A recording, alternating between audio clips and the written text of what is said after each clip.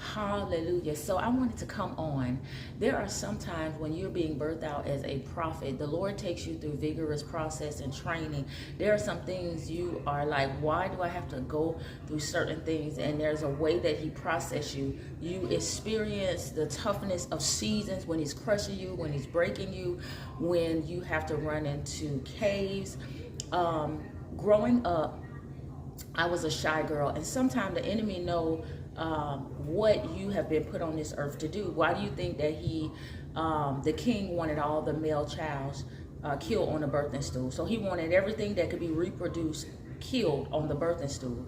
But there were some midwives that were in place that would not,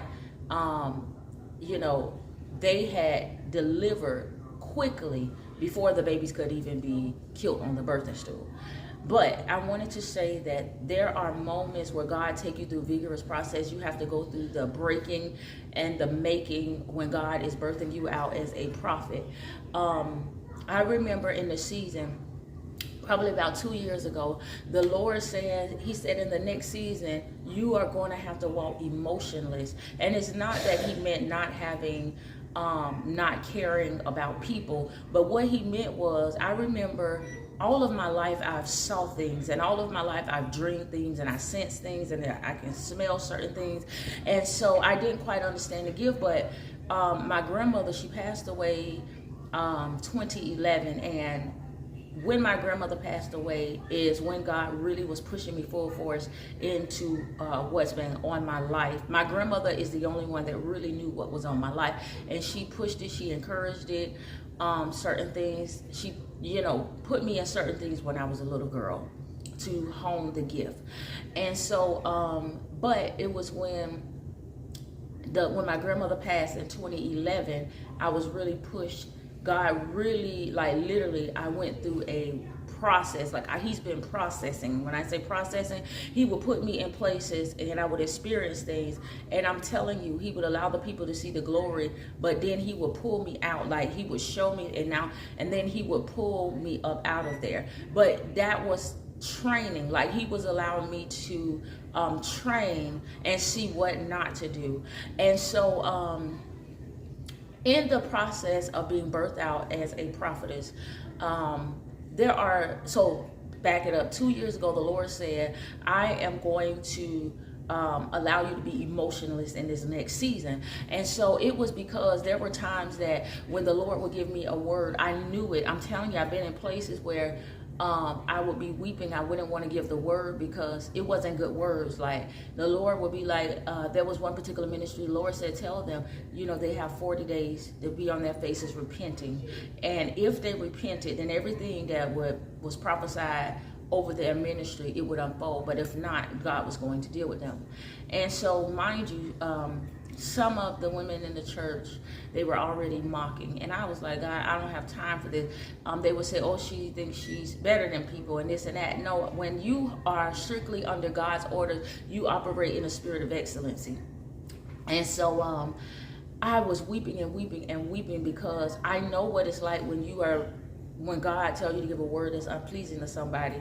And so at that time, I hadn't come into the full boldness of God. And so I was weeping and weeping and weeping. And for days it sat there. God, because I was weeping, he didn't care because he was training me.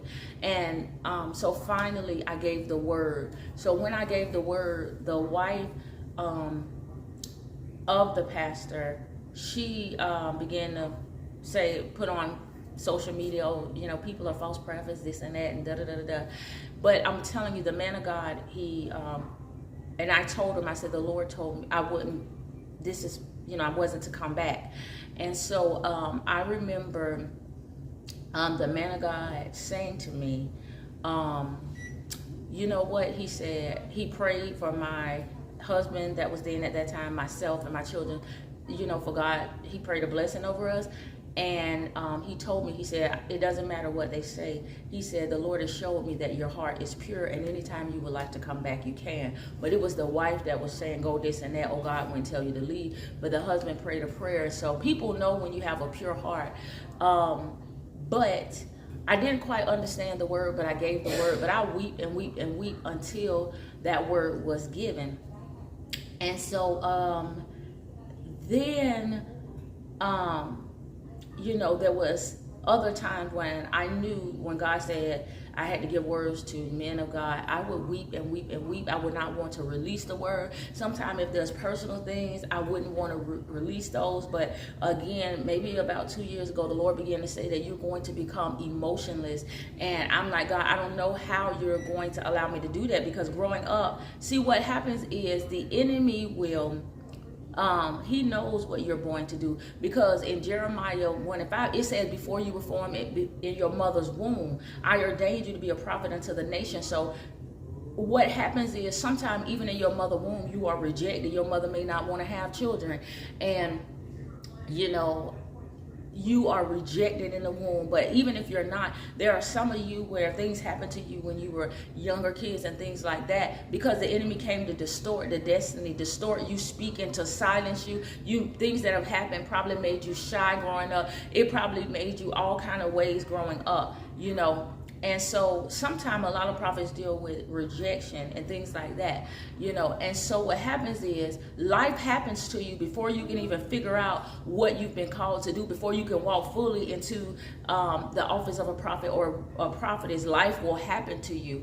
And so it distorts everything. Sometimes you can't go in and get the assignment done because there are times when you're figuring out the gift and figuring out, God, do I just have the gift of this thing, or am I really called to the office of this thing? And so as you're figuring things out, because you've not dealt with rejection and a thing that happened to you when you were birthed out, because life happened to you before you can figure it out, you will get in these ministries and God is like, you're here for an assignment, and you will, if you don't have the spirit of rejection in check, you'll be looking at these leaders like you're looking for what your mother should have done in these leaders. And I know this is a power-packed message with lots of things in it, but you'll be looking for whatever your parents didn't give you, or, from the leaders.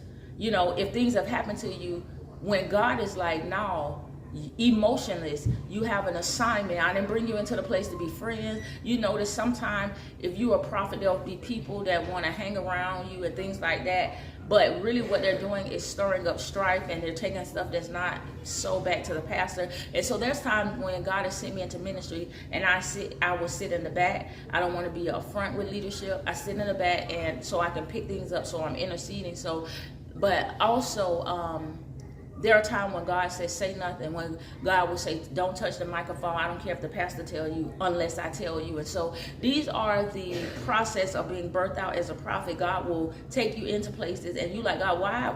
I thought you told me to go here, but you're pulling me out. I thought you told me to go here, but I'm experiencing it. But God, he was training you. And some things that you experience inside of places, it was for the making, it was for the breaking. You were being trained, because some of you were shy, some of you were timid, because life happened to you before you could find out that you were supposed to be bold and a mouthpiece for God. Look at Jeremiah, he was a weeping prophet and things like that. Look at Elijah, he was running into a cave. And so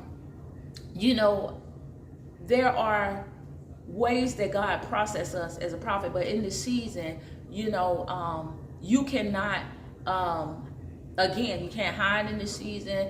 He's calling you to be emotionless when he tells you to give a word, bold when he tells you to give a word. There is a lot when God is birthing you out as a prophet. Again, sometimes the enemy allow life to happen to you before you can even realize what God called you to be and who he called you to be, to distort that. But then there is a time as you're going through the process, he is making you, he's breaking you, he's doing all of these things. And so, then you realize, okay, I'm called to this thing. But then there's time you try and push it down because you're mom. But God is like, no, rise to the occasion. So then you begin to say, yes, God, I'm this. I'm rising to the occasion. And so this is a season where he is pulling some and birthing them out to rise to the occasion. He's had to restore your soul. He's had to purify it, because sometimes I'm going to just tell you, there are seasons when I see things and God had to, but then there are people that God don't allow you to say, and then people will come up against you, and you be like, when you are, not all the way delivered, when I say not all the way delivered, but you still got a buck in you when you've not learned to govern what you see, even when people are coming up against you. There were times years ago God would have to say, you're not supposed to say everything you see. So I wouldn't say it, but sometimes people will try you and you will buck up and be like, what? Because bop, bop, bop, bop, bop. They don't know that you have seen these things.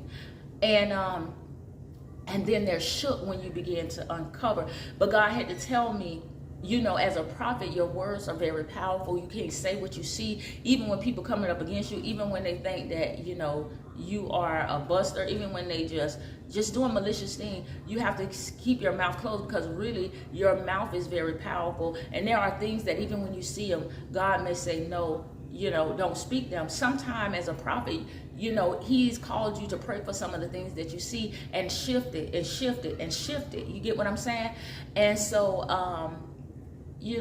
this is the birthing of a prophet. And so some of you, again, are being birthed out as a prophet. And, hopefully, I have no idea. The Lord just thrust me into making videos in regards to the prophetic.